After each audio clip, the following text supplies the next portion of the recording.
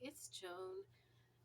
This Korean reading is called The Light. It's known as Nur. It's interesting. It sounds like Honor. Before I start it, I'm going to read a prayer that I based on the verses 41 to 47. Allah, your majesty is glorified and reflected by whatever is in the heavens and earth. To you belong its dominion. You propel clouds, send rain and hail. You alternate night and day. You made creatures from the water. We believe in you and obey. This chapter has to do with how to handle sexual misconduct and false accusations. One statement that I saw that I liked was, it says that God is beyond invisible. He's evident reality, and that is shown through a form of Sharia also, which is verse 25. And then I took some notes. It said how God is conciliatory, meaning that in your relationships, if there's conflict, He wants us to take steps towards mending it. And that's verse 10. That you should be supportive of your spouse if their character is in question, and say something like, "This is an obvious lie," right? Rumors are considered serious, and that's in verse 15. If rumors are repeated, you should say to them, "It's not for us to continue to do so," which is verse 16. Believers shouldn't make the same mistakes more than once. That's verse 17. That God is lenient towards mercy was pretty neat. That's in verse 20. But it talks about adultery and how if somebody is accused of it, they obtain 4 witnesses. If the person is guilty, then they lash them in public 100 times. It says they don't show pity, and it's in front of believers. It goes on to discuss character damage, how a Muslim woman or man, they're to be chaste, honorable, and innocent, so that if you make statements and they're not correct, that's serious harm. There's terrible punishment if they are that way. And also, if you made a mistake, it's 80 lashes and for being guilty. And if they can't provide the 4 witnesses, they consider it the same as lying.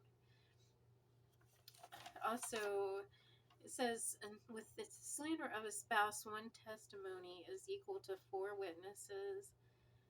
And you must swear to God you're truthful about what you're saying several times. And the last time is when you say, "God's wrath be upon her," if the husband is truthful.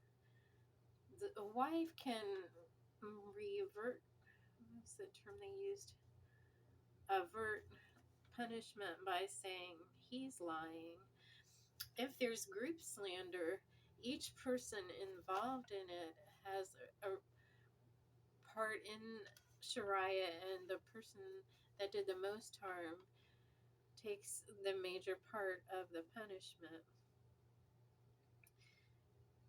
Then it talks about how you should never lead believers into immorality. That's painful punishment. That Satan advocates for obscenity and immorality. Then it lists affluent charity that you should give to immigrants, near relatives, and the needy. If you enter a residency, you're always to greet the owner and ask permission to do so. They can also change their mind midway, and you have to turn back.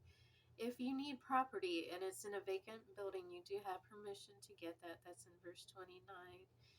Then it talks about men and exteriors. It says that they should be cautious or restrain themselves. And I think what I've seen is when they're meeting new people, kind of more distancing, and it says they should guide private areas, which is verse 30. I thought that all Muslims had to wear Muslim clothing, but that's not so. So that's interesting.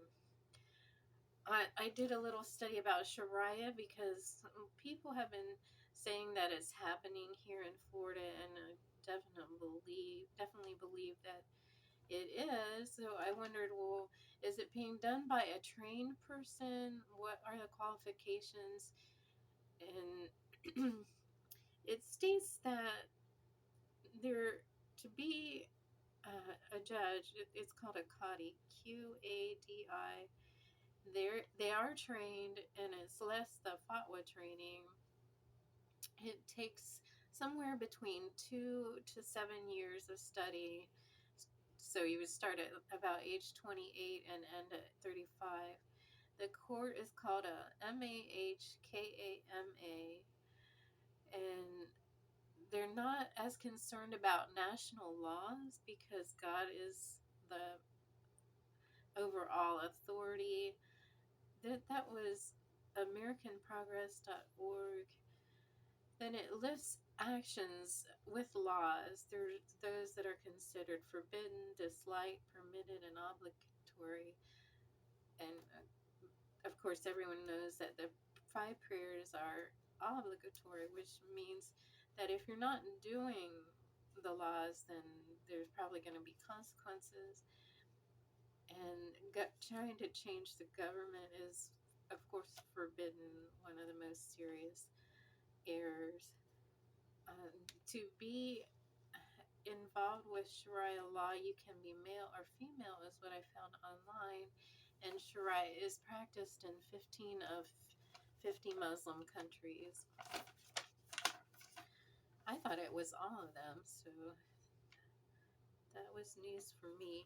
But I did want to say, I was in the library and some people were going over statements they had made, apparently about a spouse or a relationship, and I enjoyed seeing that take place. The part where they believe in God, and how serious it is, how it affects them. And then I thought to myself, somebody brought up something I had said, and it was in a past marriage. And well, the problem was that I married a really handsome husband, and the well, my dad said that it's unusual because for some reason you end up hurting the people you love the most, and that is what happens when you're married. And you might not even be paying attention at the time, but you're always together, and you say things like, he just keeps wanting to critique me. He just chastises and chastises and chastises. Or my husband, he recently called me stupid, and I tried to not let it bother me. I think that's what I want to stress right now is you might think at the moment it's nothing, and then somebody might bring it up later, because how serious are you, and how can you grow? And another, well, what they brought up for me to think about, and it makes you want to cry, is I married one of the most attractive men, and I lightly said something like, hasn't he been with everyone in the state of Ohio? And oh my God, I am so sorry I ever said it. But the thing is that you love them, and they're a really beautiful person, and it's like your heart just got ripped out and stepped on or something. But I just want everyone to realize that how serious it is every day, and hopefully we won't make mistakes like that.